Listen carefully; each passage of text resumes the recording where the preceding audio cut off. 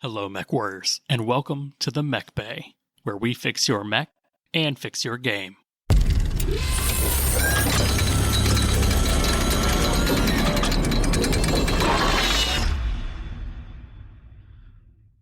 What's going on, MechWarriors? I'm your host, Josh. I've got my co-host, Loremaster Denim.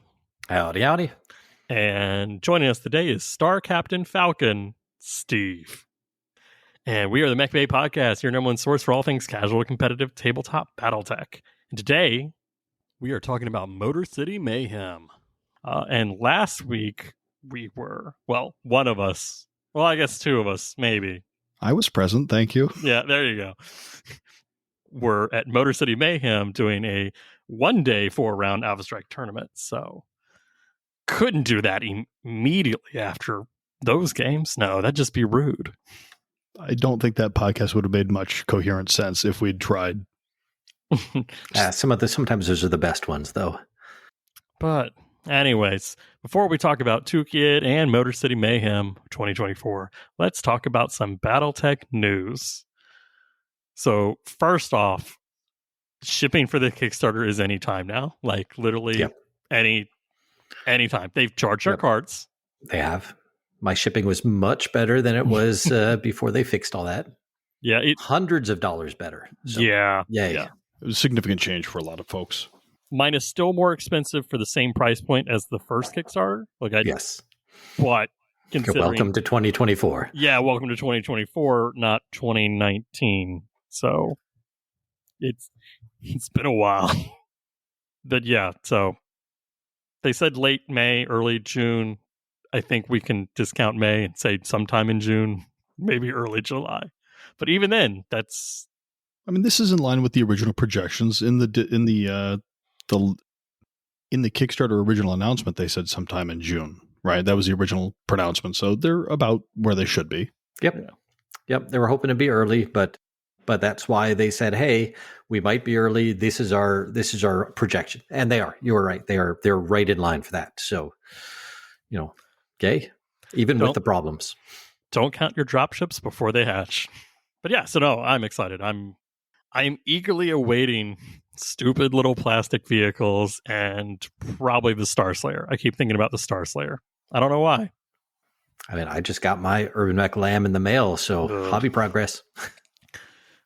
Speaking of the new products, we have the Star League Defense Force 1 pack. Yes, just the first one. Just the first one, and the Urban Mech Lamb pack. So, as we all knew, the Star League Defense Force pack had the Atlas II, the Phoenix Hawk Royal, the painted Orion, and a Thunder Hawk. That painted Orion actually looks good. I mean, there's no basing on it at all, which is fine because basing is such an individual thing anyway. But the paint, like it's better than a lot of paint jobs that I've seen just at random tournaments. Not some of our local ones, because we've got some really good painters at our local area.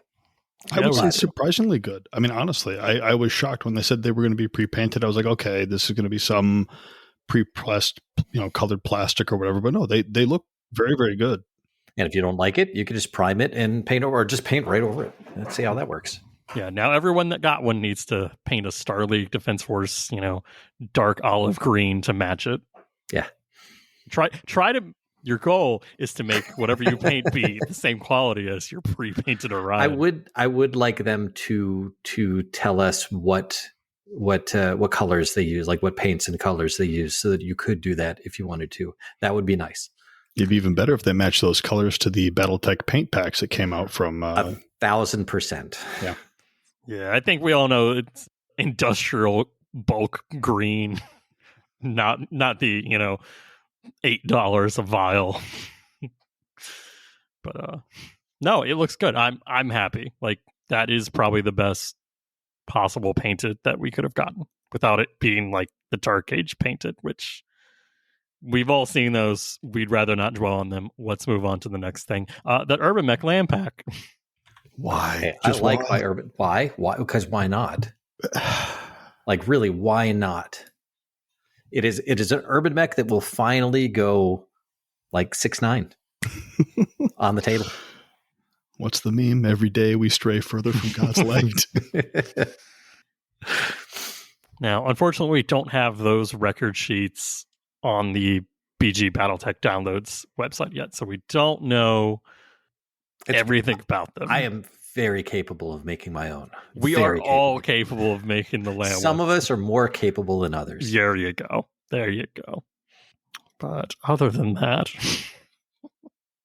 I'm not getting the Urban Mech Land Pack. It does not interest me. I am not the target audience, but that's okay. Some of you are. I will most likely get more than just the one I have now. But this isn't a surprise denim. That's true. All right. In book news, we had A Question of Survival. That's the new one by Brian Young, right? Yeah. Following G.E. Chistu and his remnants of Falcons hanging out on Sudeten. And I hear that right now, in spite of that, it's still a good book, is what I hear. Thanks, Denim. No, I've heard nothing but good things about this book so far. Yeah, I'm halfway through and I'm enjoying it immensely. So, I mean, granted, I haven't gotten to the end and he may kill everyone and then I'll have to be very upset, but we'll find out.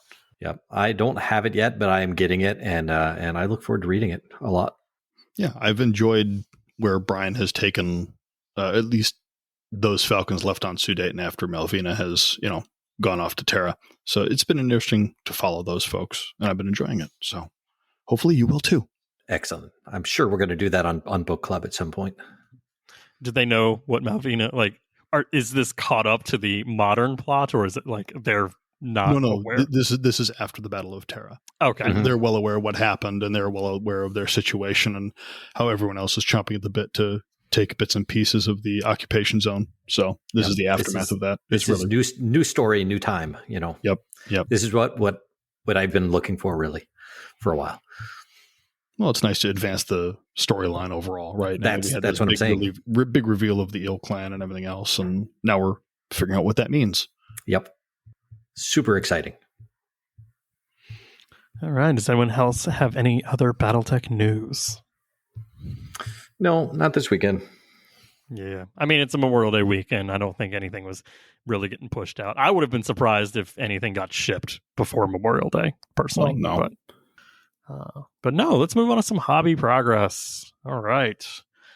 For me, I will start. I had King Nova 3000 on the Mechbay podcast Discord. He sent me the link for a Vision Quest STL because I had complained that there is no model for the Vision Quest. Like it does not have a model. It's Golden Century tech, never to be used again for my Nova Cats. And they were like, hey, here's some other ones I know you had mentioned that you did not like the ones that are out there. So they had a Spirit Walker or something. And I was like, oh, cool. It's just another off brand name. Thank you. So I got 2 of those printed up and I'm excited to paint those. I'll probably use one of those to really model it hard, like in an action pose. And the other one will be more statuesque. I also finally did the rest of my details on my Warhammer, my Rifleman, and my Spectre. And then I painted from base coat all the way to finish my guillotine. Ooh, nice. I know. You brought that guillotine to Motor City, yeah? I did. The fact that he brought one from plastic to finished means there was a tournament, Steve. That's what that means. That is the only time that Josh can suddenly get all of this stuff painted is because there's a time crunch. That is how that works. I only work under pressure. I can't help it. It's the millennial in me.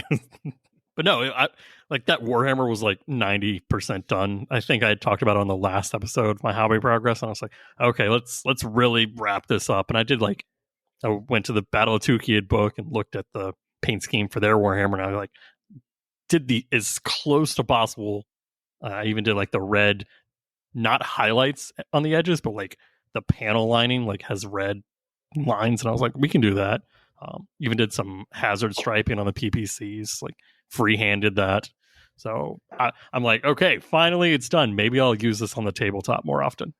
But other than that, did I get any painting done? No. That's some. That's a lance. Yeah, that's good. It's more painting than I did. Oh, Steve, did you get anything painted? Not of mine. I did have a buddy who was trying to prep for Motor City, and he is horribly self-conscious about his painting ability. So he said, Steve, can you show me how you paint your stuff. So I met him at the game shop a week or two before the tournament, and I painted up a Warhawk and a Summoner for him to show him what I do, what techniques I use. And he turned around and painted the rest of his stuff for the tournament, and I was really impressed with what he did. And there's nothing quite like teaching somebody else how to fish, as it were, right? Because he'd been telling me, he goes, yeah, I go, Martin, you got really nice painted stuff, but you said you don't paint. He goes, oh yeah, I outsource it. He pays somebody to paint his stuff for him. So I said, you can save yourself a lot of time and money, and you can just, well, not time, but you can save yourself money. And, I find it rewarding. I like the painting element of this hobby. So it was nice to try to teach him what I like to do. And he was impressed, and he managed to make it work for him. So that was great. That was a great feeling. That's right. Give a person a match and they're warm for a day. Set them on fire and they're warm for the rest of their life. Terrible. But other than that, hobby-wise, I count the tournament as hobby progress. And that counts. That was a lot, but I think people had a good time. We'll get to that a little later. But other than that, buying is hobby progress, as we always like to say. And Jeff was kind enough on his way up from Kentucky to pick up some stuff from Ironwind Metals that I've been looking for. So I have a Shrike, an Eerie, the new Jade Phoenix A Hero Falcon, another Jade Hawk, Loki Mark II for no particular reason. And of course, I picked up another crab. So what about the crab lamb? Together. No, I don't want a crab lamb. Stop. I like crabs, but you don't need to adulterate them into this horrible monstrosity that is an affront to everything that lives. Welcome to Battletech. But no, I've got a lot of metal to put together in my near future. Good. Yeah. What about you, Denham? Well, purchase is progress, and I do have the Urban Mech Lamb pack. I hung my metal displate, my Battletech displates up on the wall. They look all pretty now. So that's hobby progress because I'm hanging art. I did not get any painting done since the last podcast. But yeah, that's it. Holiday time, so things are kind of slow. If I'm not at the house, I can't really do much. Understandable, though. I always forget, do we put books in hobby progress? Reading is hobby progress. Reading is hobby progress. I would say that. Yeah. Because I traveled, and apparently the only time I'm hardcore reading Battletech is when I'm flying and I'm stuck in an airport. My brain is I'm waiting for a dropship. Let's read dropship books. So I finally finished Quest for Jardine. It was good. It was just, it felt lacking. I didn't get as much mech combat as I wanted, and the aerospace combat didn't have enough of that either.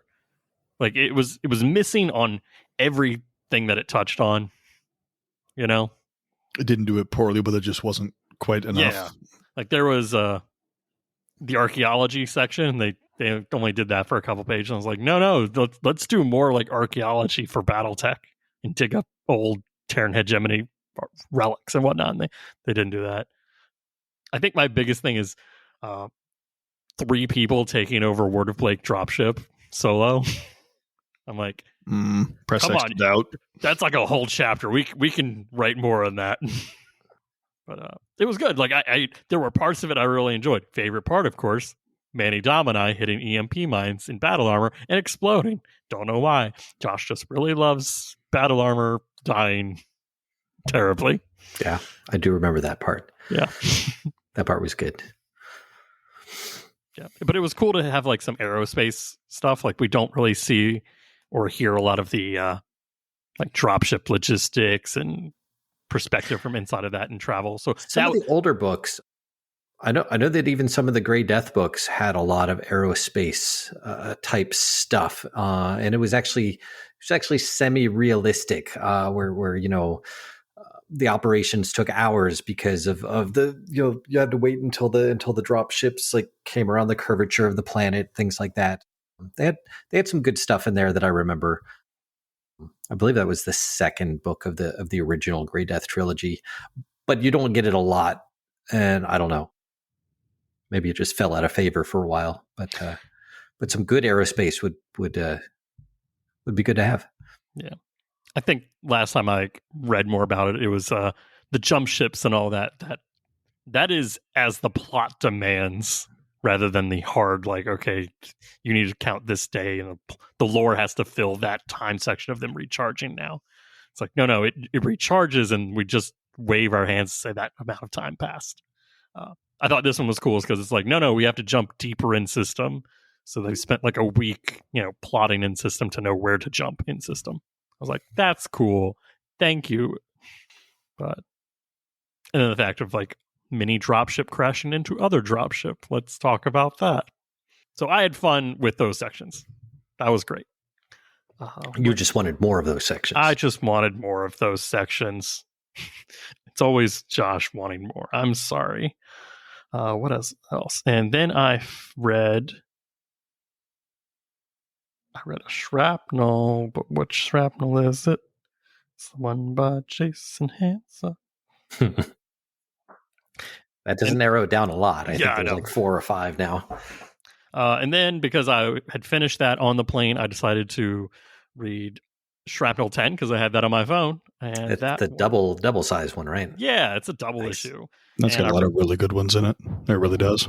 Well, now you say that because I was just like, let's read from I don't know. We'll start with A Trial Most Acceptable by Jason Hansa, and I had an absolute blast with that. And I was like, no, this one's too short.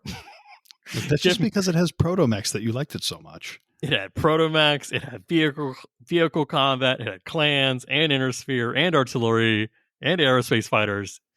Like, I love it when it's everything in the battle. So, no, it was probably the best section of Protomech, like, lore writing or fiction writing, not lore, fiction, that I've read since, like, Legacy. So that was really cool. I think there was one part where it was like, I won't spoil it, but one Protomech pilot going crazy and the other one still sane and them arguing. And I was like, yeah, let's dive into that. Bad things happen, which we all knew from Jason Hansa being the author. But no, I loved it. That was great. So it was great to finish that one up on the flight home. But that's enough book talk. If you want more book talk, you can join the Mechbay Podcast Discord server, where we have an entire channel devoted to book club. Do you know what this month's book club book is? It's Isle of Blessed, and I wasn't even there to persuade that dice roll. Oh boy, more battle armor getting murdered. My favorite. But that's enough, like I said, book talk. Let's move on to some games played. Denim, I'll let you start because... Yeah, it's been a while since I've talked about games played. I was supposed to play Jason Hansa to get our another rematch going because this time it was going to be a 10K battle, but unfortunately due to unforeseen events that one did not happen. But both of us has promised to save our lists for next time because we made new lists. I was trying something totally different, so I'm super excited about that. So at some point you will hear about a new Hansa versus Denim battle.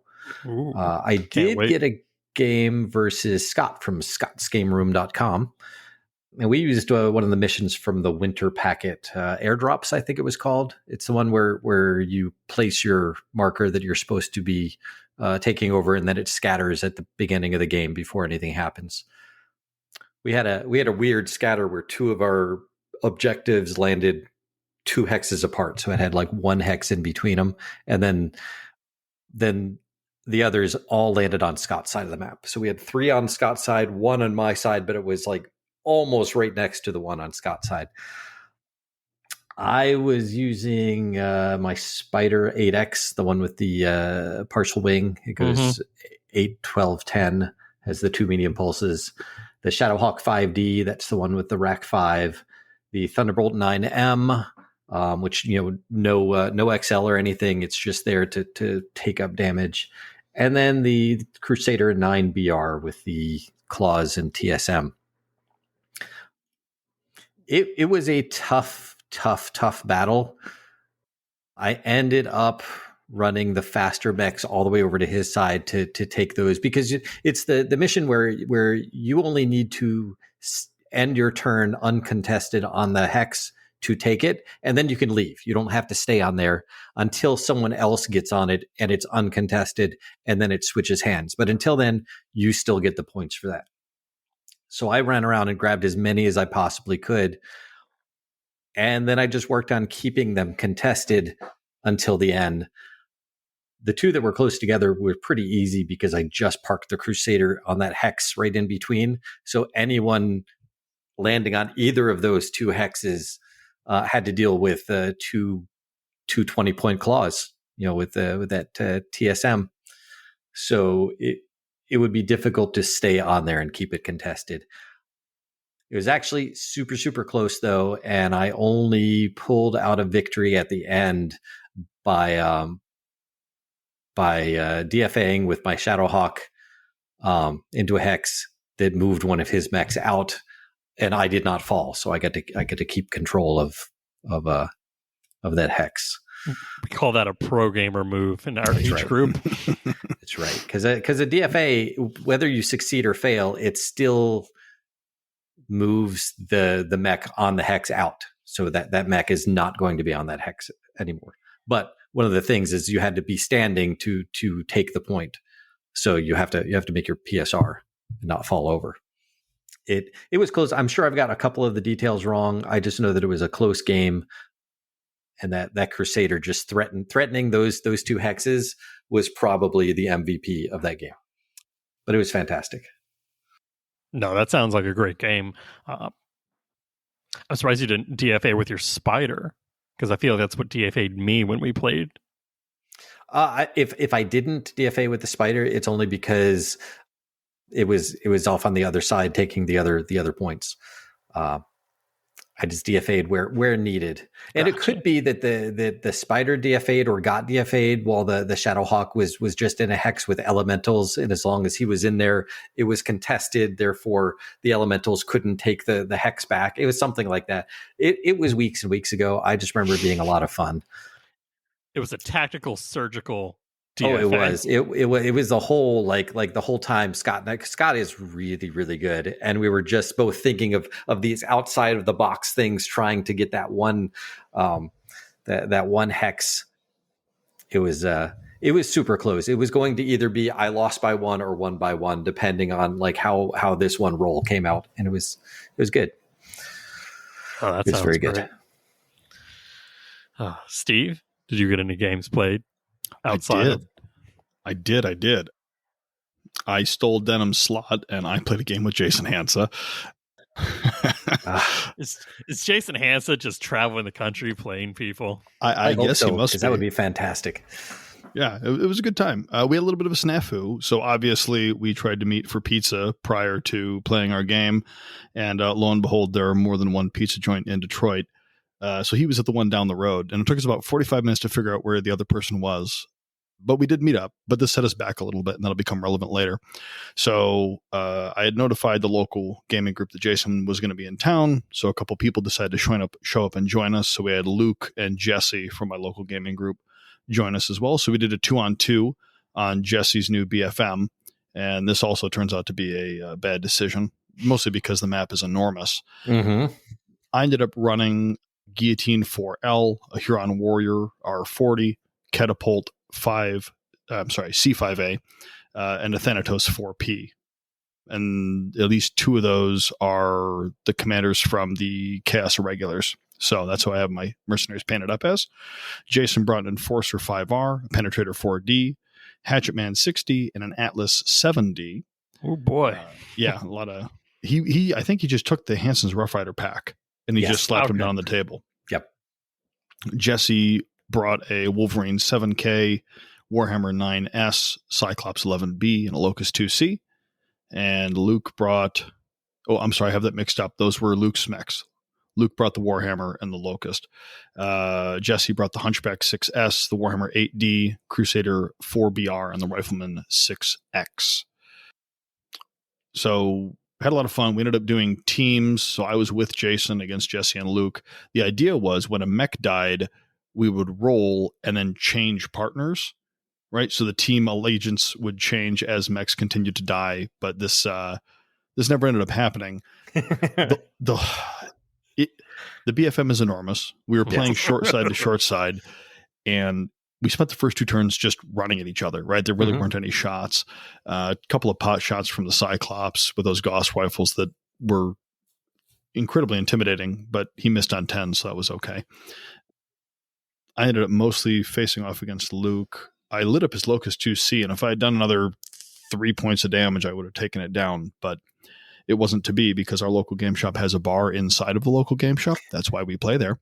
And normally they're open till 2, but apparently on Thursdays they close at 10. So we got right up to the brink of having like one really good turn of, blood, guts, and gore. Everyone kind of lit each other up, but then they made last call at the shop, and we all had to kind of pack up and get ready to go. So no one ended up dying.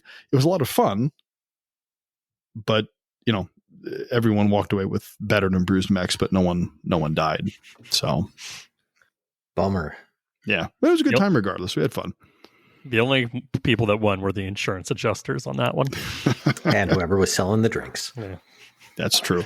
The armor supply company. But no, that sounds like a good grand old time. Yeah, the BFM is weirdly too large to truly bring out on a regular day. You said that was the new BFM. So which side did you play on? We played on the rivers and like the base side. That's not the new. That's the old BFM. Well, the old BFM. Then I don't know. I have 3D printed that entire side, the one with the base and the rivers. I have It's on my to-do list. I'd like to get that done because I played on one at Adepticon that had all the 3D printed stuff, and I think that was actually Paul's stuff. He donated it for Adepticon, but Paul's local to me as well, and I played on that map.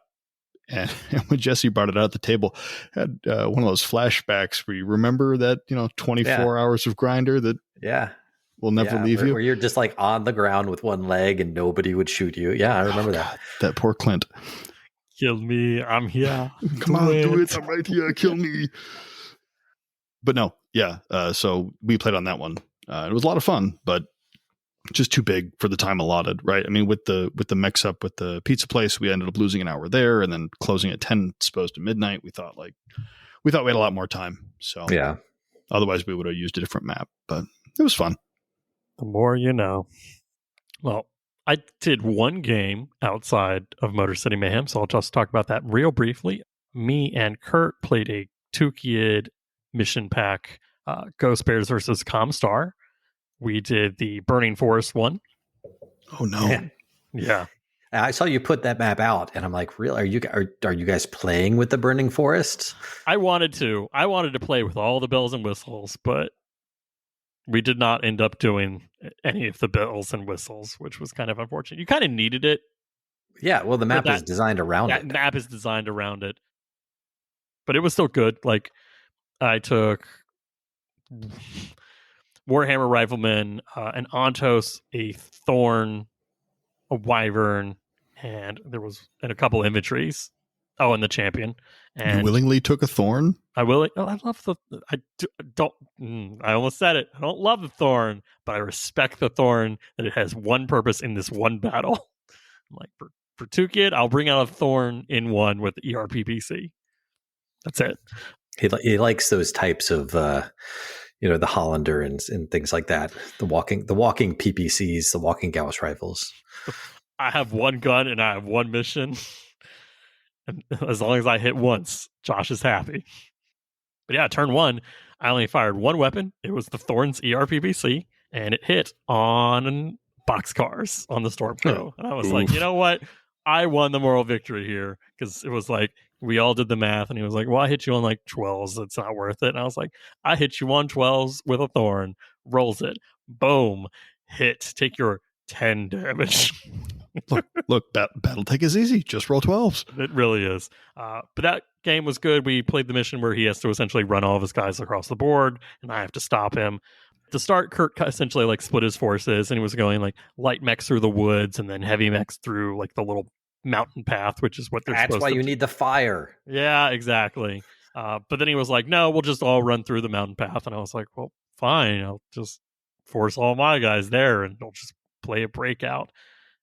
The only problem was he had like the Dasher, which, mask and runs like 30, and the Dragonfly that jumps like 12. And I was like, okay, if you can just jump over me and we don't have to play. Like it was one of those like, how would this actually work?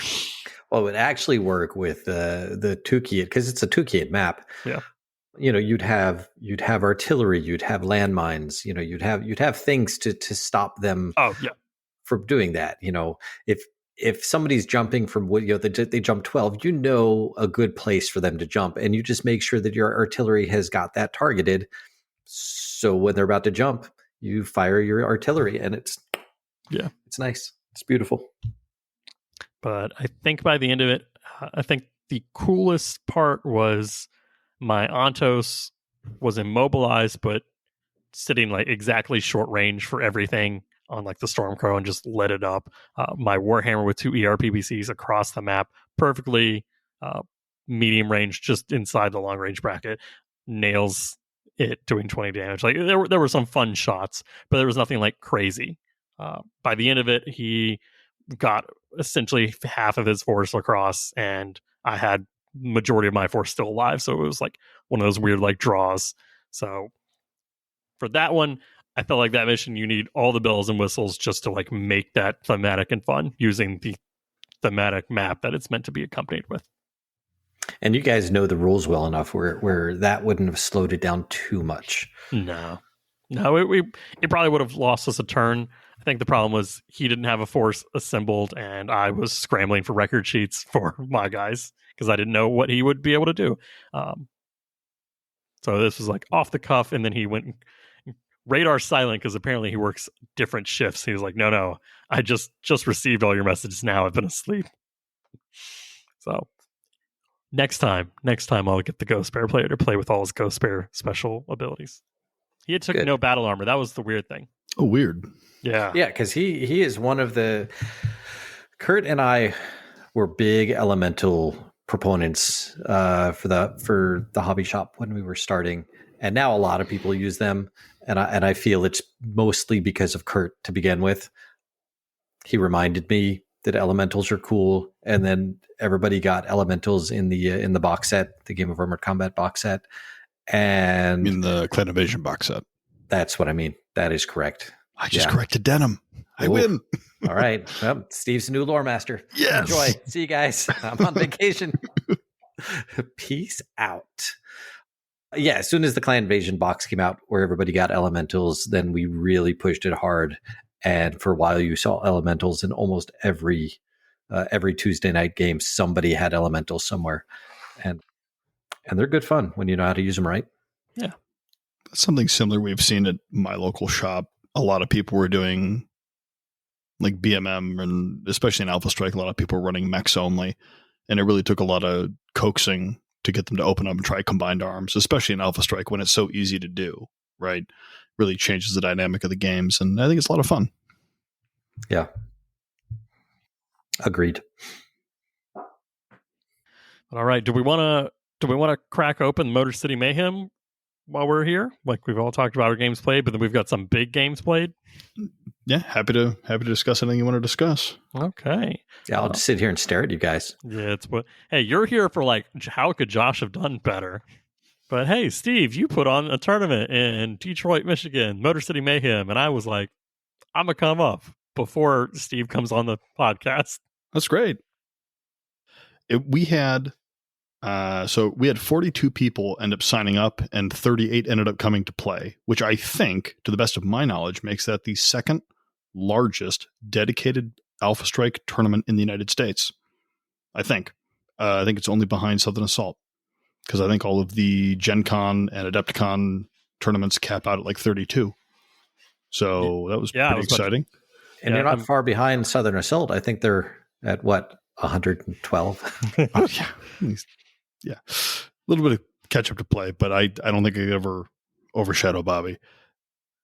But no, I was extremely impressed. We had people come from Wisconsin, Pennsylvania, Virginia, we had North Carolina. We had North Carolina, we had Tennessee, we had Kentucky, we had Ohio, and we even had some come across the river from Ontario, Canada, making it an international BattleTech tournament, which was pretty fancy. That's pretty cool. Yeah, it was great. We had a great turnout.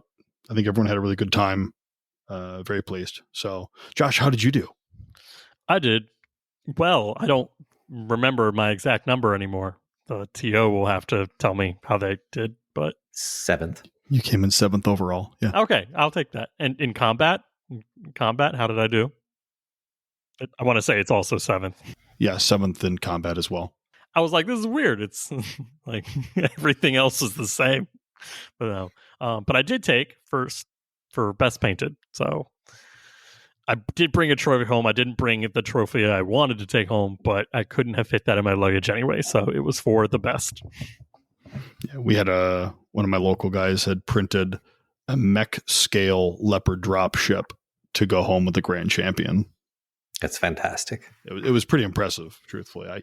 He didn't even ask. He's like, hey, Steve, here, I have these 2 leopard drop ships. So one went home with grand champion, and the one ended up going home with player's choice. So, oh, cool. Yeah. So I was the only trophy that didn't get the drop ship. Steve's like, oh, wait, no, he's right. Well, I mean, okay, so no, you're fine. I'm cutting that. No. We had 11 trophies. We had grand champion, which is best overall, right? All 3 categories. We had best tactician, best painted, best sportsman, and then second and third for tactician, sportsman, and painted as well. And then we had player's choice. And then we did have the golden Irby. And the golden Irby has a specific set of conditions in order to win it. And if you do win it, next year you're permitted to bring one UMR 60 for free in your list. It doesn't count against your point total. So lamb. No, don't bring the lamb. No, the packet dictates it's an RM60. You get the 11-point Irby. But you got a special prize. You got the new paint set.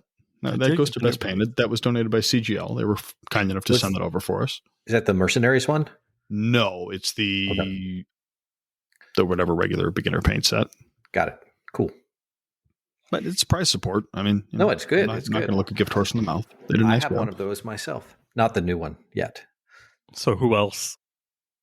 Because this was, like you said, it was like a premium tournament. So it had some premium prize support. So for prize support, we had a lot of people that really did a very nice job for us. I'm sure I'm going to forget somebody, but off the top of my head, Bobby from Fortress Miniatures and Games did a phenomenal job above and beyond. He sent over a Game of Armored Combat box. He sent over Clan Invasion box sets, beginner box sets, one of the Essentials boxes. He sent over a handful of force packs, different force packs. He sent over the counters pack, initiative deck, all sorts of he really went above and beyond. And to all of you that were looking at the Fortress website, there was that one day when there were blind boxes or salvage boxes available. And the next day they were all gone. That was me. You can blame me.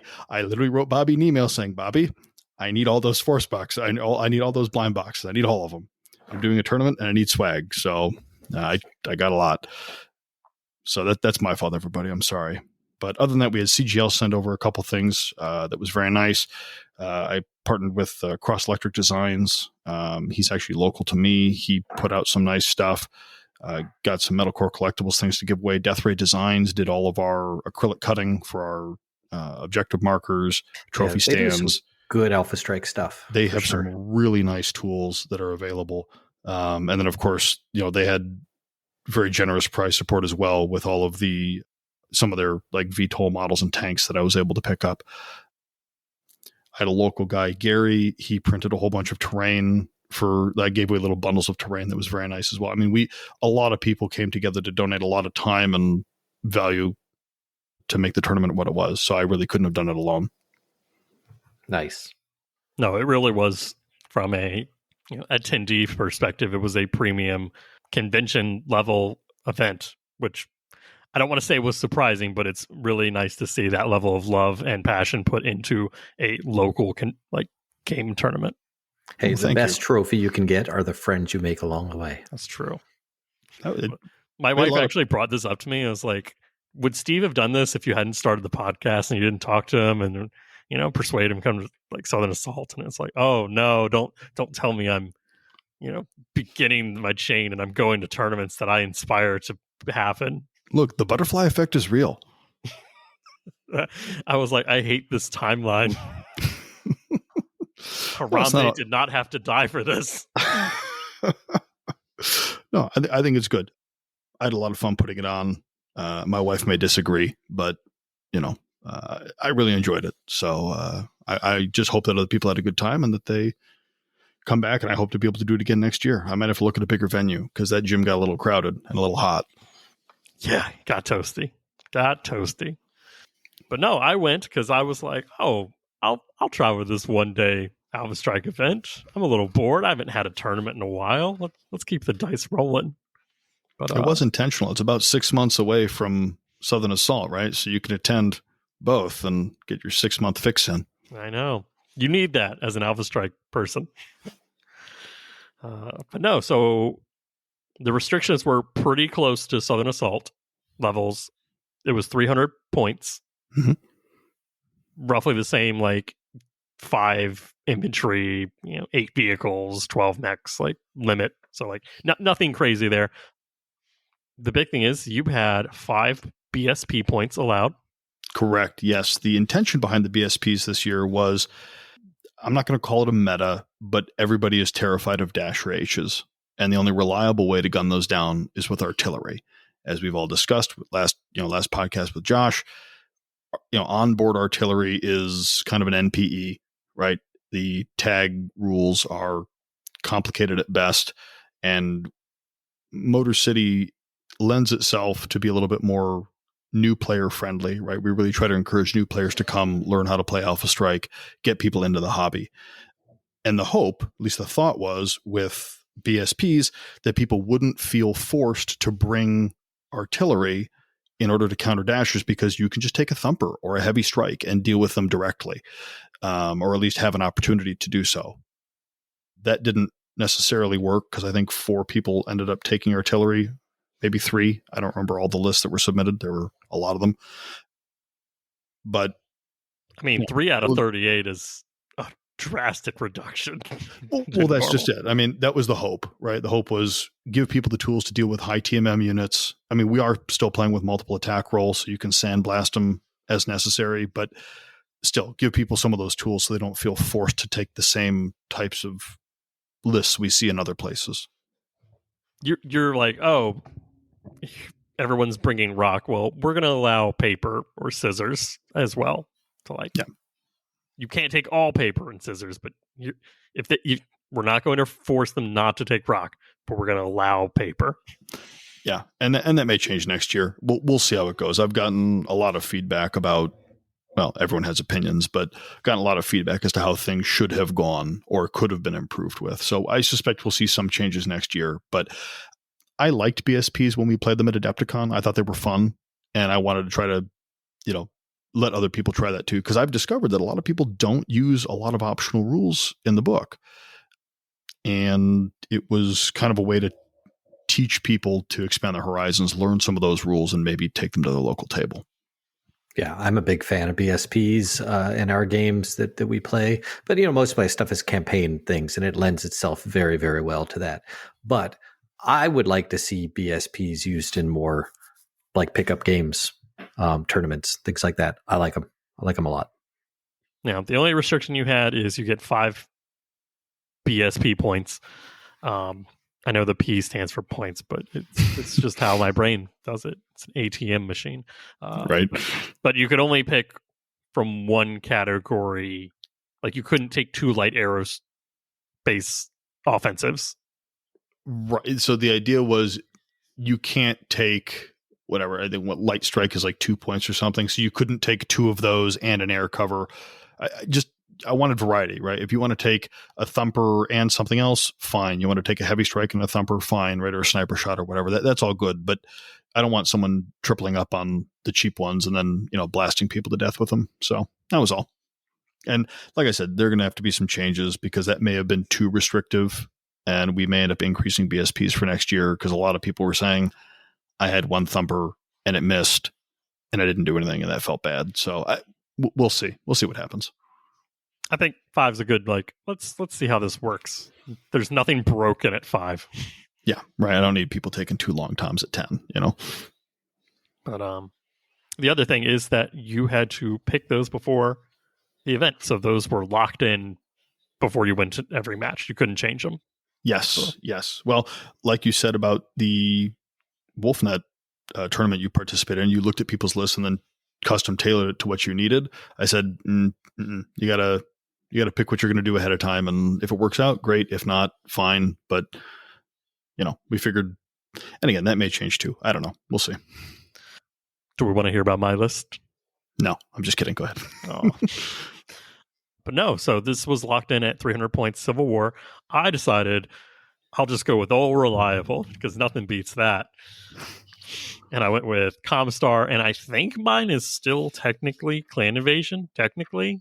I mean, technically Comstar doesn't really get anything new in Civil War. You lose Terra, and that's kind of it for you. So I took Warhammer 7 CS, a Rifleman 5 CS, Guillotine 3N, Shadowhawk 2HT, Ryzen 101A, Spectre 5F, Phoenix Hawk 1 BC, Champion 3N, a Mercury 97, and 2 Surveillance Specialists at Skill 3 to just put them under the cutoff point of 6 PV, because there was a minimum PV per unit was 6, and I wanted to take other things, but I didn't want to upskill my units, so I just... Yeah, that minimum point value was intentional. Tries to stop the flatbed truck spam or the field medic spam that you see in other formats, right? It's just, if you want to bring cheap units, you can upscale them and pay the points for them, right? Yeah, so my PSPs that I used I went with a heavy aerospace offensive and a heavy defensive cover. So I went heavy, and I was happy with that. And we had to pick our commander. We didn't know what the commander did. I picked my Shadowhawk because statistically that one lives the longest. And I was like, I don't know if I need offense or defense, but the Shadowhawk's pretty decent at doing both. And it couldn't be our highest PV, but that's fine. I mean, your Shadowhawk had 440 and had 5 armor, 5 life. It's a decent all around unit, and it's not going to get gunned down if you're not careful, right? Let me rephrase. You have to be careless with it to get gunned down, right? So game 1, I was careless with my Shadowhawk. I roll up day of, and I'm like, cool, let's do this. And it's like, I literally was like, as long as I don't fight a Karita, C3 Master, Artillery, VTOL, Vehicle list, like this one specific list, that I'm okay, that I'm having fun. I know what I'm doing. You didn't have any ECM? I had 2 ECM. I had just enough ECM for those. And those, I actually specifically picked the Spectre, which has ECM and is TMM 4 when it jumps, and the Phoenix Hawk, which is like super cheap. It has a narc. There's nothing on my list that takes bonus of the narc, but it has an ECM and it's relatively tanky fast that can do it. So I was like, I've got 2 ECM, and that's just because my brain twice as much as you need. It's twice as much as I needed at every other event that I've ran against C3. And I was like, I don't need 1, I need 2. I don't need 3, but I need 2 to sleep at night. So game 1, I fight Bill Kim, and Bill Kim has a Sunder OC, Gunslinger 2 ERD, Kintaro K, and a Tarantula 4A. Those are all linked in C3 Master Network. An Arrow 4 carrier, which has 2 Arrow 4s on it, which I think is a little much.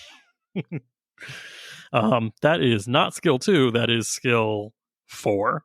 But he had 2 Tokugawa heavy tanks with streak, a Karnov UR battle armor transport, skill 6, and 2 Kage light battle armor, 1 Dest, 1 ECM. So he's got 3 ECMs roughly. He's got 2 artillery, and he's got some chunky mechs to do a lot of damage with C3. And the Tarantula is a fast boy. It's skill 6. It's not supposed to do damage, but it does have, C3 spotting at TMM 4. I was like, ugh, this is literally the list I didn't want to fight. Like it really was. So we go in. This mission is just essentially kill the commander and keep yours alive. Now, his commander was the Sunder, which I messed up. Like I saw his list and it got so psychological into me that I didn't even read the mission. Like I was just like, oh, I need a kill. Didn't even read keep mine alive. Like my brain was completely off kilter, and I also got thrown off because the first turn I had to explain to him that I can jam his C3 not by covering his mech, but by covering the line of sight from his mech to his others. Well, if he's played Classic, I can understand the confusion. Yeah. Well, in Classic, as long as you block the line of sight, like the line of ECM too. Oh, if you get the ECM bubble in the line of in the line of sight, it blocks it. But in Alpha Strike, you just have to block line of sight, like period. Like no LOS, no C3. Oh yeah, but he had a line of sight, but he didn't realize I could just put my ECM bubble in the middle. Like he ran he sprinted his tarantula all the way. ECM is super hard counter to any sort of C3. It's crazy. Yeah, so I spent like 10-15 minutes like turn one explaining like, hey, so ECCM rules are in effect. You've got some ECM, so you're of course trying to counter. I don't need to counter your mechs. Like I don't need to. I just need to put my ECM bubble in between your spotter and your main masters. He was like, no, and so we had to go to the rule book, and that was rough. And then of course we start moving around. He's like, well, fine. I won't spot this turn. That's whatever. Turn one, he like nails my Shadowhawk for like 4 points of damage, and I was like, oh, come on, man.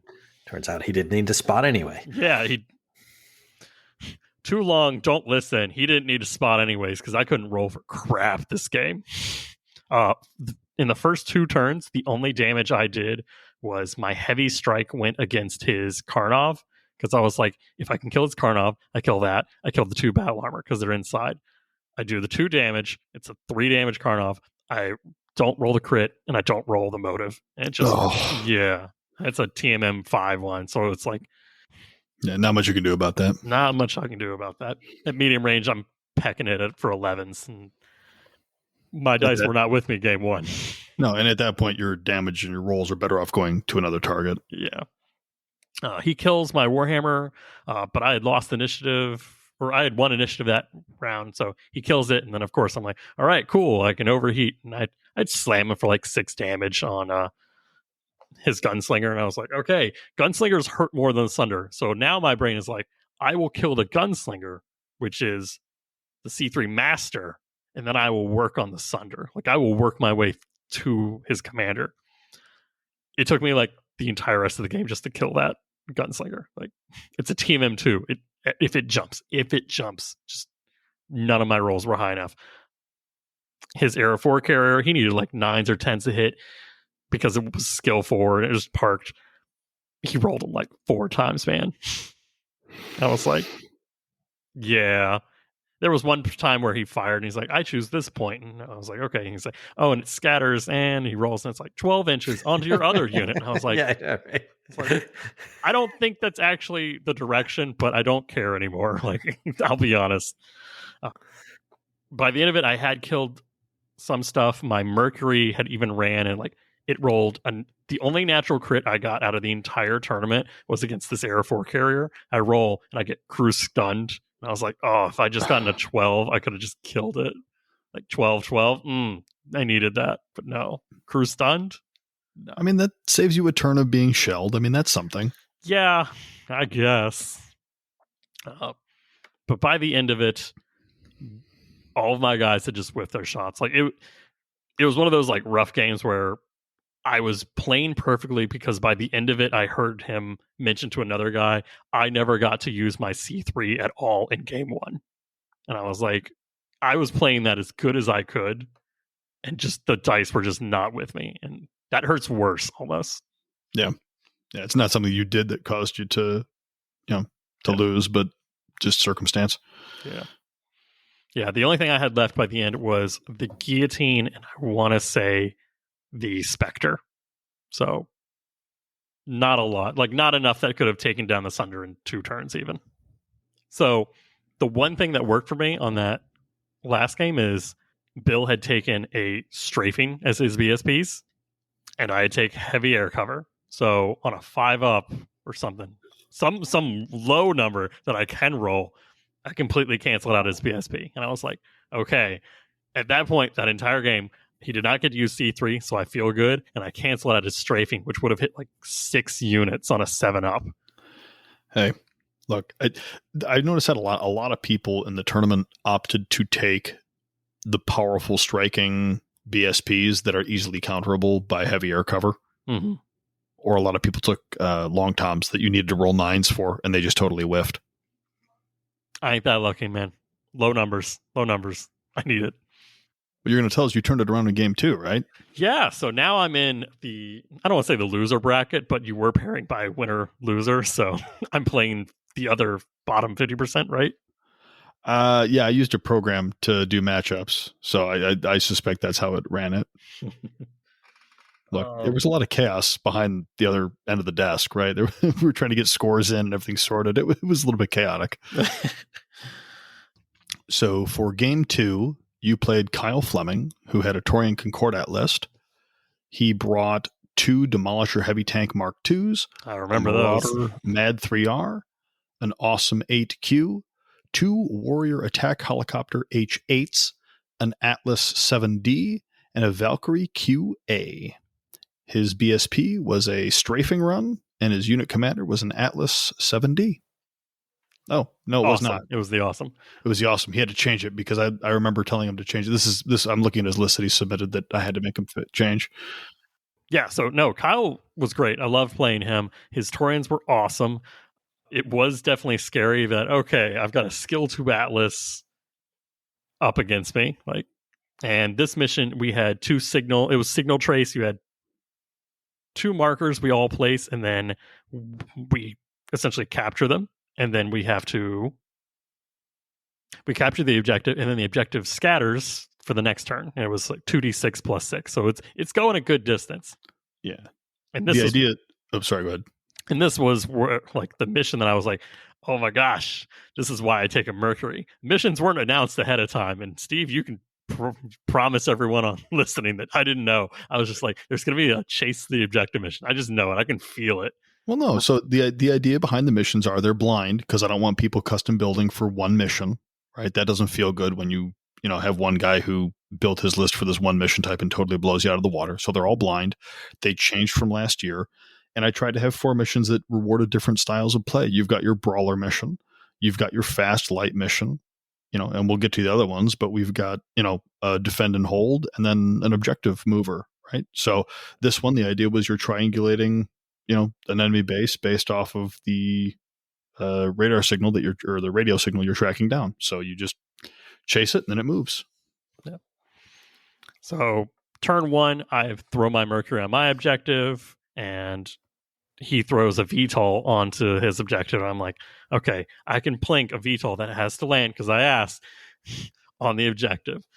No, I whiffed everything, and I was like, BSP, heavy strike. He got 2 health. You do 2 damage. Can you do it? I was like, yes. So A10 came in, gave me support, killed the VTOL on the objective, and that was when I knew I could handle this one. I was like, I've got 1 turn up at the start of the game. I got it. So the rest of my game was chasing my objective, which really just kept scattering back and forth in the same 2 directions. So I felt a little bad because this one was random. It was like the 1d6 scatter, and I just rolled the same distance to go back, and then it went like in a triangle, and it just went back both times. I was like, weird, but he's watching me roll this, so it's okay. I just rolled the same thing twice. So next turn, he throws his Valkyrie on the objective. He does signal capture that one. I do not kill it. And that next turn, it just goes all the way into my deployment, roughly. And I was like, ooh. And he's a bunch of slow Intersphere mechs and demolishers. So that was literally the only time he ever got the signal. And it was a purely random thing. And I know he probably expected to keep his VTOLs and little guys alive longer, and I just knew on this one you have to kill those first. So I literally worked my way up. By the end of it, I had my 2 surveillance specialists killing his Atlas just because they're 6 points. They get right up to him. His Atlas decided to stand still and just kill anything that walked by, and I was like, cool, waste your skill 2 Atlas on my 6-point surveillance hovercraft. So yeah. Now the thing to mention about Kyle's list is that the Atlas was skill 2 and everything else was skill 3. So, I mean, those demolishers were skill 3, those helicopters were skill 3. I mean, he really could put out a lot of damage with pretty decent accuracy. Oh, it was complete luck that I survived as much as I did. But I did, by the end of it, only have the Shadowhawk, the Mercury left. I don't think I had anything else left. Oh, and the Phoenix Hawk, which was all the way in the rear. So yeah, he still had his Marauder. So it was, I was chasing my objective, and he was killing me. So I win that one pretty handily. He also took a strafing run, and once again, my heavy defensive cover just comes in and chases his planes away. On that note, Denim, what is your thought on the like pure counter of those? Because that's when you're building a list for a tournament, like in my opinion, speed is key. Like you need some heavy hitters, but speed is key.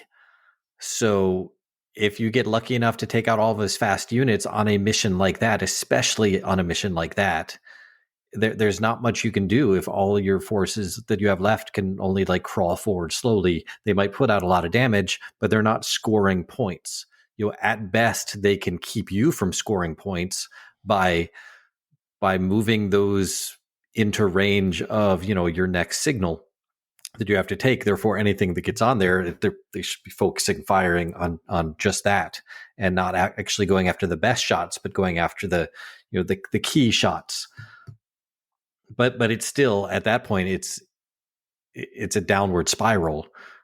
So yay for taking out his fast stuff at the beginning. That was key. That was just, it doesn't matter how many guns he has if he can't get onto the objective. Oh, yeah. But no, I meant about the BSPs, like the heavies. Oh, the heavies. No, that's totally fine. Like you're taking some of your BSP points and you're putting them on defensive air cover, which is just to keep them from being able to use yours or theirs. Mm-hmm. That's can it cause some bad feelings? Yes, they can't use theirs, but then again, yours is also useless. Except for in that situation. That's true. Okay, I didn't even think of mine only works when you're not using yours to attack. You can't use yours to attack. So, like yours will never do damage to theirs. All yours does is prevents them from doing damage to you. So it's not really like super in your favor or not. It's just a canceling out. Is that a bad feeling? Who knows? That's a meta thing. Like that's rock paper scissors type of stuff. You are not attacking, you are just defending with that. Therefore, I don't think it's that big a problem. I think that's fine. The other thing to consider is that the defensive air cover can only counter offensive aerospace. If they wanted to take artillery, they could thumper you or sniper shot you. They have a higher target number, but it can't be countered. Right. Can't be countered by that. Therefore, you have no retaliation. You're just like, well, my guys are sitting there. No, I like it. But next, for game 3, I get to play Metal Ed Stevens. And man... Oh, hold on. He did a Grey Death Legion, I believe. He did. I remember his list. That was very thematic. And this is when it's like, how did Denim know his list? Well... So pay attention. Yeah, well, not only that, but one of the things that we did for the tournament was a lot of tournaments juggle how to handle sweatiness of lists, right? You almost want to always score the sweat scale, right? Are these games going to be fun to play for people, or are people showing up with, really difficult competitive lists? So I had 3 independent judges review the lists, comment on, fluff factors, fun factors, general construction. And I asked Denim to be one of the independent judges for that. So send all your hate mail to Denim now, because he's one of the independent judges. But the scores were, combined and divided, so it was all averaged out. But Denim was partially responsible. So you can blame him. I got to use not only those that you said, but I also got to throw in the likability of the player of the list, since I personally know a lot of them. So that was a fun detail I got to throw in there that probably no one else did. Yeah. But no, you would not tell me any of the list. No, I wouldn't. Yeah. No, Denim was like, I'd be like, hey, Denim, how are you? And be like, I'm not talking to you at all. That's right. I think there's like a week and a half or 2 weeks where I'm just like, I'm not talking to you, Josh. I'm just not talking. I was like, hey, can you help me with your list? And you were like, nope, not at all. It's like, screw you, man. I thought we were friends. Okay, well, don't help me. Just tell me, like, what would you take between? I'm like, go away. No. I think Denim enjoyed that very much. I got negative help from this man. And I didn't even know that you were helping until then. You were like, I'm helping Steve. And I was like, no. He can't keep getting away with this. Yeah, for real. But anyways, I've been wanting to play Metal Ed since I had gone to Adepticon last year, and we played in the BTCC, or no? Yeah, that's right. Yeah, it was a BTCC Alpha Strike tournament that Ed ran. He ran that one, but he played in the Wolfnet 351, and I was hoping to get matched with him there. So it was great. This was like one of those like, oh, I would really love to play this person games. But Ed took Grey Death Legion. He took a Skill 2 Marauder 5S, a like to the fluff lore, like they are the Grey Death Legion. They are named. Well, what I'm saying is, you could have read this list and not told me what his faction was, and most people would be like, "That sounds like a Grey Death Legion lance." 100%. You nailed it.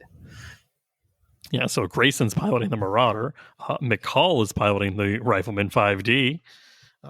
There's a Shadowhawk 5D. I don't know who. Lori Kalmar was in that one. Yeah. I haven't read this. Don't. Then there's a Wolverine 8K. Who knows? That's Clay. Yeah, Delmar or whatever. Delmar Clay Delmar or something. I don't know these people. I'm sorry. I know them intimately. He's got two Pegasus hovercraft, which are some of my favorite units. We're getting those are piloted by PBR. Oh. They definitely were the P in this one. They were both skill 4. He took a 2 Galleon light tanks, skill 4. And then lastly, he took a Pat Grat LRPV at skill 4 as well. So very fluffy. And then my like Comstar. Mine was thematic around clan busting.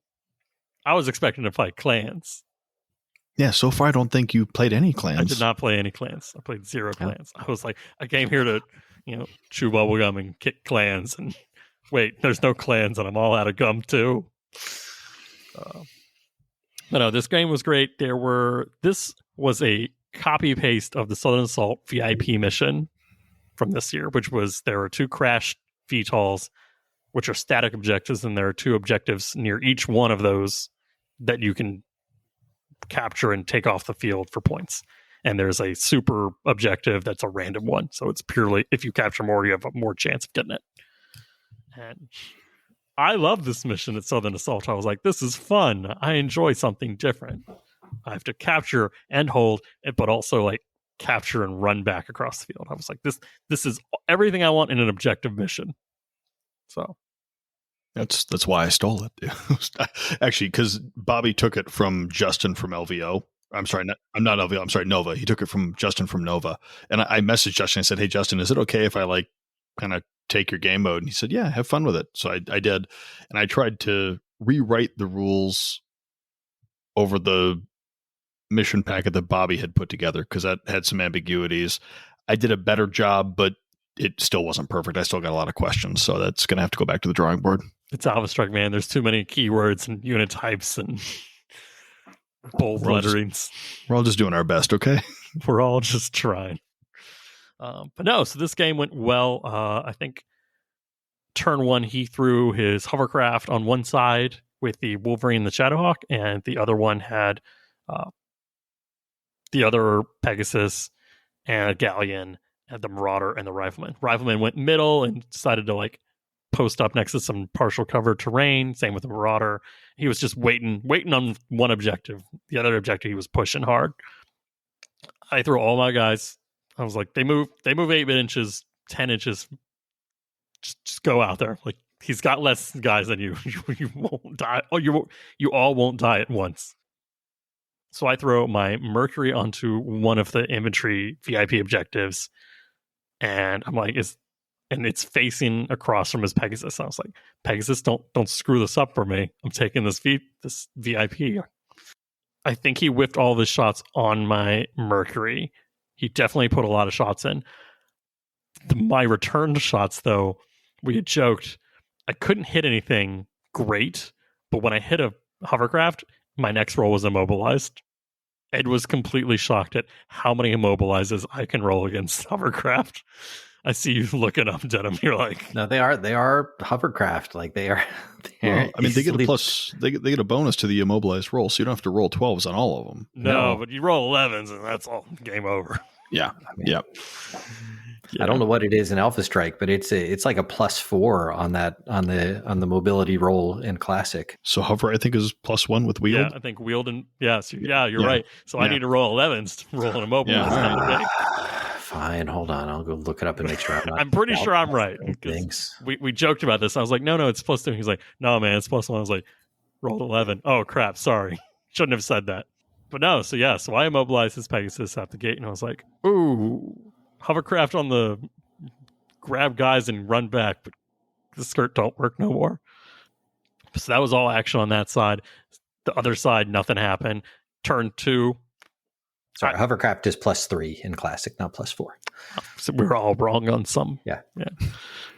Widge is +4. Hovercraft and hydrofoil are +3. Wield is +2, and tracked and naval are +0. Thank you, Captain. Because everyone wants to know what the hydrofoil does. Hey, it's important. They're fast. Name me one hydrofoil unit right now without looking it up. In real life? In or Battletech? In Battletech? No, can't do it. Exactly.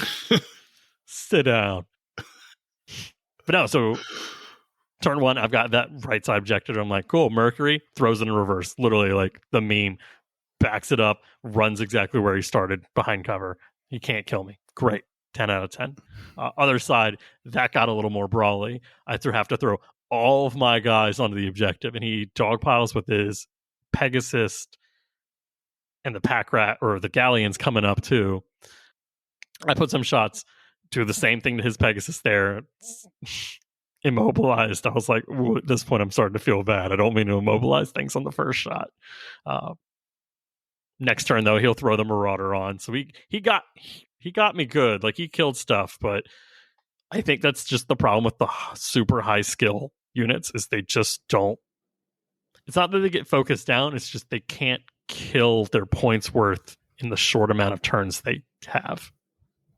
Steve's nodding his head is in the audio only format. I will continue to nod. Yes. But yeah, because once all of his vehicles were immobilized, his Marauder tried to get behind I think the Rifleman, and every other mech that I had on that entire side just piled in behind it, and it was rear arc. And I was like, okay, nothing personal, Grayson. Well, the thing is, I know I stopped by your table a couple of times to see how things were going, and I think every vehicle was immobilized by turn 3. Yeah, that's exactly how it was. There's not much that Ed can do in that situation, and a lot of his other units, his mechs are not the swiftest, right? So you can just position your fast units behind there and kind of take advantage of whatever you want. I think Ed's list was very good. I think, and he played it perfectly right. His sniper mechs found partial cover and hid. They only moved team M1, so they weren't moving far. So he just locked it in. And he was going to shoot me, and I just got lucky by only focusing on the vehicles. And just all your objective grabbers are no longer objective grabbers. All your luck from game 1 transferred over to game 3, and that's where you got all your 11s. That's where they were hiding. Right? It hurt like that. But by the end of it, I had the Raijin killed Grayson. My Warhammer had killed McCall. And he had his Shadowhawk and his Wolverine still alive, technically. He had grabbed one of the VIPs and was scooting back to his deployment zone with Delmar. So he got one objective, and I got the other 5. The mech's got hands. Just grab the VIP and chuck him back. I mean, it probably would have been better. By the end of it, we roll. Yes, of course, on a 5 out of 6 roll, I got the special VIP. So locked it in. But no, that was a great game. I'd love to play Ed. It's always weird when it's like, hey, you probably could have had me more if I hadn't rolled well. But it's a dice game. That's Battletech, though. Yeah, it's a dice game. It's what you do. The luck, yeah. I mean, the luck can really turn the game. And, I mean, it could turn it halfway through, too. You just never know. That's why you never give up. Oh, Never surrender. it was literally every turn. It was like his side, one of the sides of his units just whiffed. Like his left side of forces did great on one turn, and the right side, not a single hit. He was like, it's alternating. It was alternating every turn. For BSPs, Ed took 2 artilleries, the Thumper and the Sniper, I think. And I think he just whiffed those 2. So it was a dice game. Yeah, but your heavy air defense was useless, so. Yeah, I did heavy strike one of his vehicles, and I think that immobilized one of them. Yeah. Jeez. Poor Ed couldn't catch a break. He couldn't. It's like, I smell vehicles. I said no. It is funny, though, because I have previously taken this list with the vehicles, and I'm like, they either die or they get immobilized. And I was like, oh, no, let's try something different. I don't want to take any vehicles. I don't want to take any hovercraft. I don't want to take any battle armor. I'm just going to take the most basic list you can take. And it was just all mech and two hover infantry. And it's like, oh, this is working pretty well. Skill 4 mechs just do well, apparently. But no, then we move on to game 4. Last game, I played David Skelton. And David Skelton brought mercenaries, and he took Locust 3M, a Hornet 17-1. I was surprised to see the Hornet. I was like, bro, what are you doing? What? I was so excited. He brought the egg on legs, and I'm like, this is amazing. No, you take that back home. He took a Griffin 3RG, Shadowhawk 5M, Catapult C4C, Thunderbolt 5D, Awesome 9Q, Battlemaster 3M at skill 2, and he took, for his BSPs, a heavy strike and heavy air cover, exactly like me. So I will say, in that game, we both were like, hey, do we want to just try all our rolls, see if anything gets through? Nothing got through. So we both canceled out our entire BSP usage. But for this game, there are 6 objectives. They explode on a one or two. Yeah. Yep. If you try to pick them up. So you want to pick them up, but if you grab them, they too explode. Only one of ours exploded, and it was the one my rifleman grabbed. So thankfully, he had enough armor to tank it because it did 3 damage and an automatic crit chance. Correct. How did your rifleman grab it? So because because Alpha Strike doesn't have the details whether you have hand actuators or not, any non-infantry unit can pick up an objective. It's just like 2 chopsticks. It's just holding 2 chopsticks really long. He's a very skilled pilot, Denim. Yeah. No, he's not. Josh takes 4 or 5 people all the time. The lore of my guys is they're green. No, green is 5-6. Oh, God. Blake, help me. They are regular. You are piloting regular units. Oh my God, you're right. I need to downgrade all of my skills next time. Mm-hmm. Skill 5, heart of the dice. Can Josh roll 10s? No. Probably something I would have let you know if I was allowed to help you at all. No, thank you. But yeah, so for this last game, I essentially did the same thing. Mercury runs up, does not beef the explosion roll, so gets off with the objective. Turn 1 was great. David, he sprinted up most of his guys, which I think was the correct choice because he was mainly like movement 8 inches. He had a couple of 6s too. Yeah, he was a bunch of slow boys. So I think this one was just going to be a rough one uphill for him anyways. I will say my shooting, not great for this one either. So it was like, oh, I can move my guys to capture objectives, but I can't shoot for crap.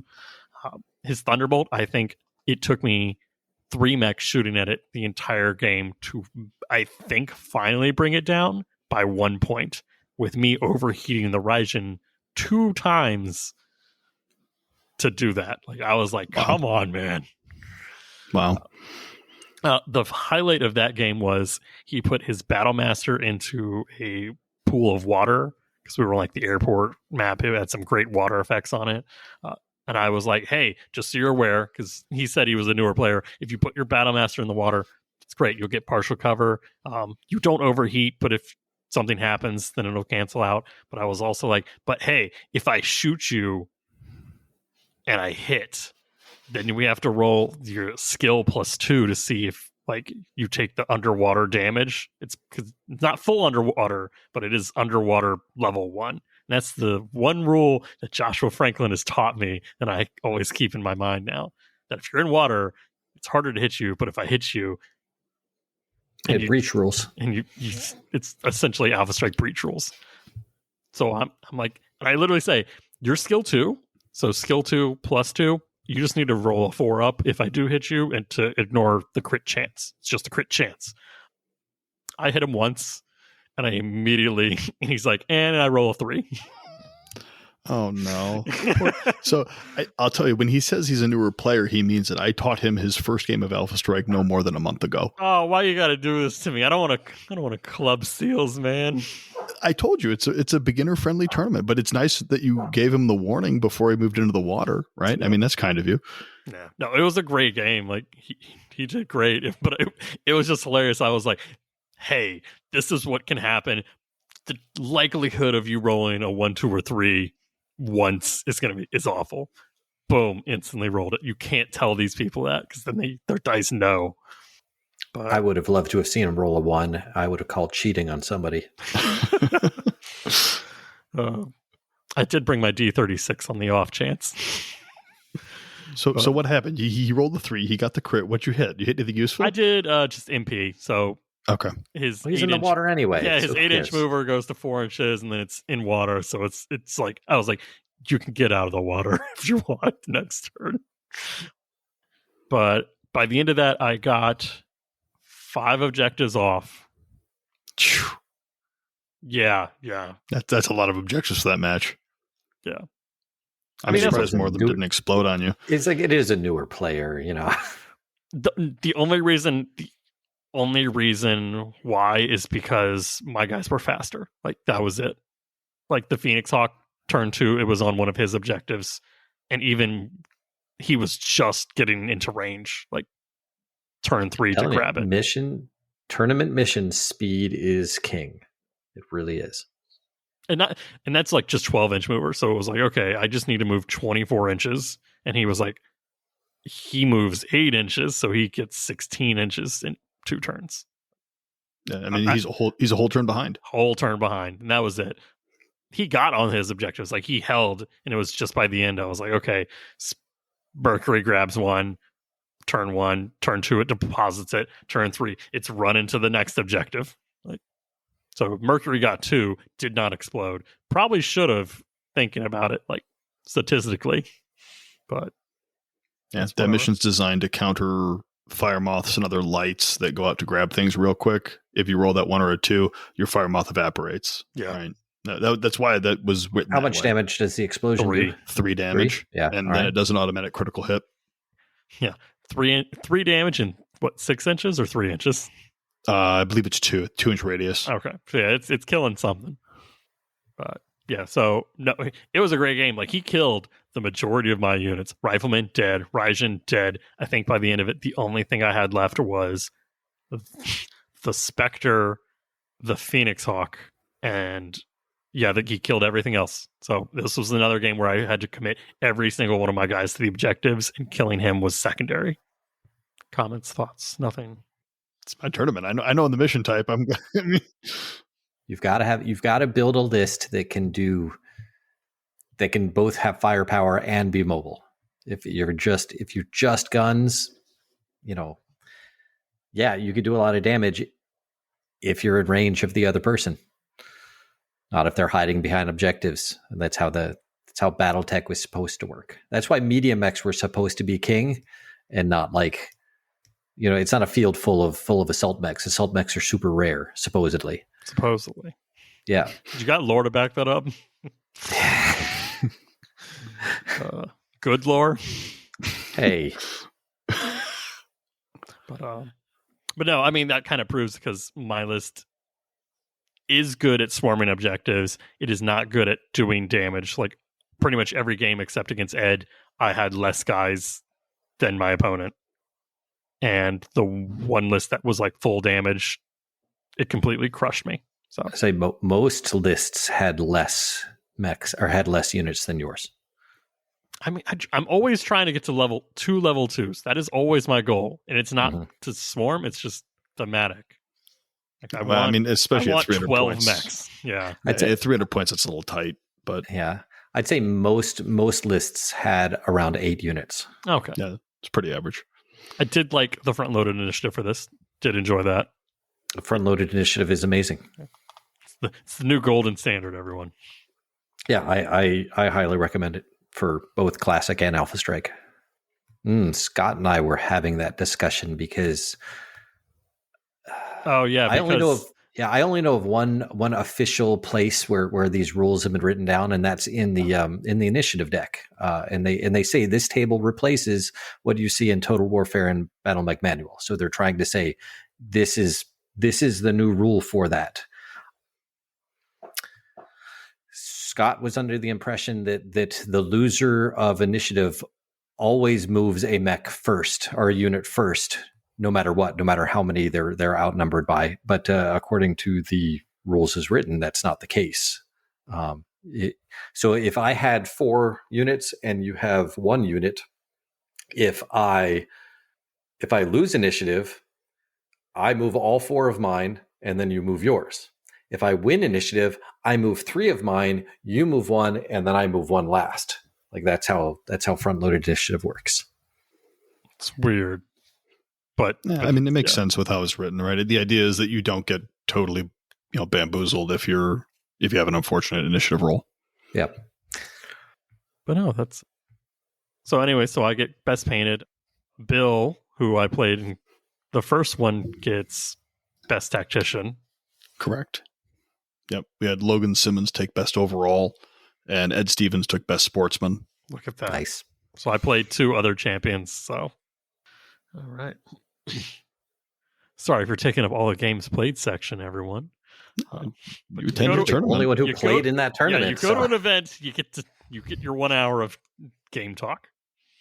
But Did you have a good time at the tournament? It was great. I had a great time. My favorite parts weren't playing. It was hanging out with Jeff and Tom from the Coolant Pod podcast, P-Town Hiker, and Kaiser Falk from the MRC were there. It was like Kevin, Gary, some of my other Michigan friends. Oh, you, Steve, I guess. I guess I'm here.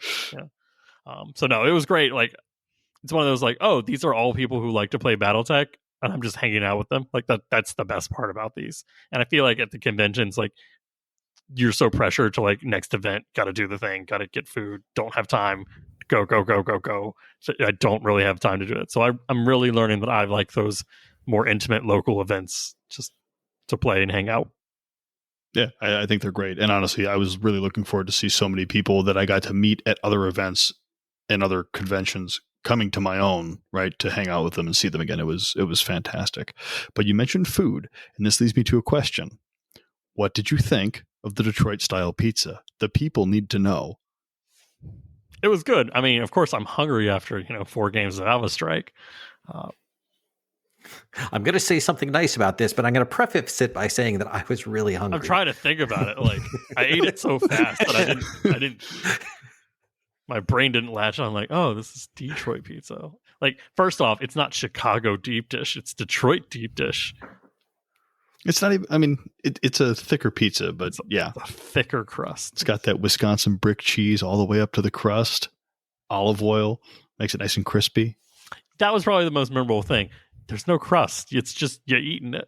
I was like, yeah, like I loved it. Like I would have like, cool. I'll get more pizza, please. But no, it was great. Loved it. We'll go back for the pizza. Fantastic. That's what we like to hear. Tournament, second rate. Pizza, that's what's important.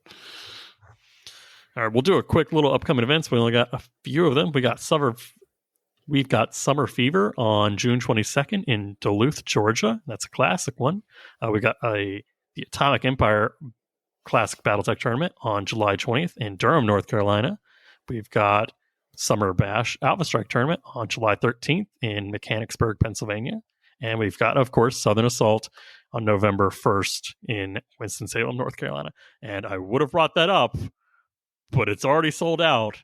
But to anyone who's wanting to go to Southern Assault this year, there is a wait list, essentially. So, yep. What, sold out in under 48 hours, 110 slots? Roughly 24 hours. Like it was like 30 hours. Well, I am signed up for 2 out of 4 of those. Okay. I mean, so am I. So Why is North Carolina this? I want to say the best place, and then Michigan's maybe the second place best place for BattleTech. Yeah, we'll go with that. I'll settle for second place. That's pretty good. Alrighty. We've got some quick fan mail. We've got Hard Luck writes, hello from Mechbay. I'm wondering if you might be attending this year's Gen Con. My son and I will only be able to go on the first day and would like formal training on how to play Alpha Strike. Your podcast is great. I listen to them daily at work. I hope the attached file will help get Denim his Timberwolf A, and they attached a picture of a Timberwolf A. They did. Now, I guess I hadn't updated that, but a friend of mine, Abe, did in fact make me some Timberwolf A weapon pods, which I was able to. I took a Timberwolf TC, added those weapon pods, and used the arms of a Loki, which are just PPCs, and I did in fact craft a beautiful Timberwolf A. So I do have one now. It's primed. It is not painted yet because, I want it to be awesome. Therefore, I keep not starting it because I don't want it to look bad. Don't let perfection be the enemy of good. I need to that's what I was going to say. I need to just bite the bullet and paint this sucker up because I love it. I love it a lot. But I do have one now, so thank you.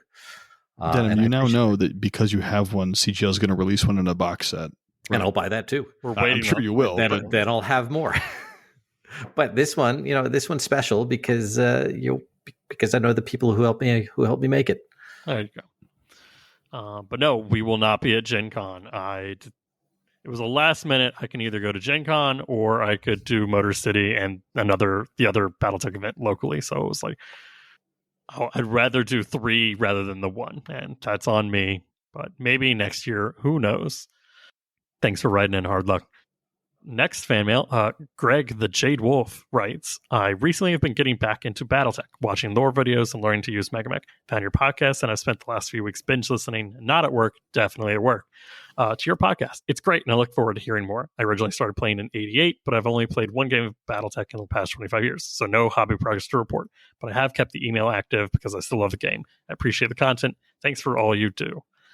I feel that. I feel the whole, I've been playing since 1988, but only had one game in the last 25 years. There was a time, like I have played more games in the last 3 years than I've played in my entire life. And I've been playing this game for almost 40 years. Because it just went through a whole period where, there's just nobody to play with. Nobody. I started playing Warhammer because I couldn't find anyone to play BattleTech with. Luckily, I found a group, and so I was able to cleanse myself. But I understand, and I hope you can get a game in. I hope you find some people and just say, "Hey, let's play." Yeah, just post on Facebook. Find whichever, find a Warhammer if you want to play locally. Find even a Warhammer group or someone, because one of those people knows someone who plays BattleTech, and that is true. They can hook you up. It's close enough. Yeah, I know that the BattleTech forums on the Catalyst sites, there is a way to look for gaming groups in your area, in any area. You just type in your zip code, and it'll tell you, which hobby shops have CDT agents, and which ones are active and running games. So you might want to check that out.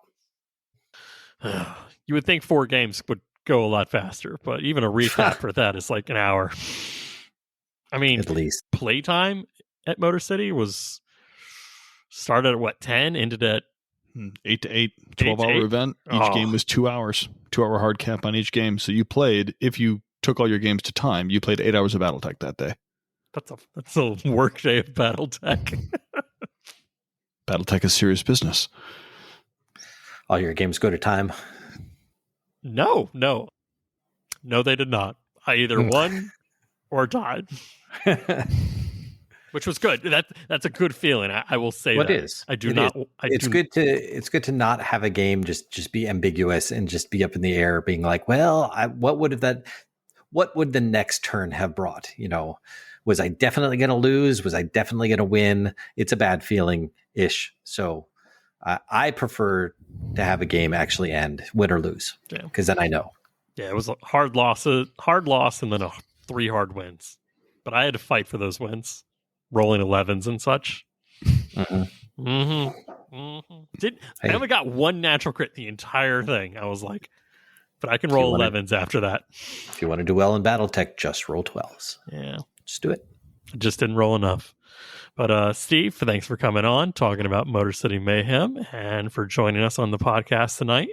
No, thank you very much for having me. I had a blast, and thanks for coming out to the event, and hopefully it was worth the trip. Yeah.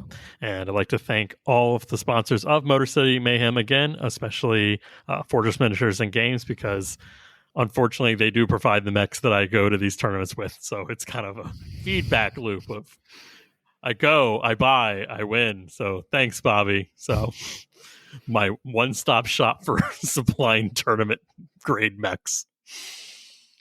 But now, Denim, you want to send us home? Sure. Hey, you can contact us at the Mechbay podcast at gmail.com. Check us out on Facebook, Discord, and Instagram.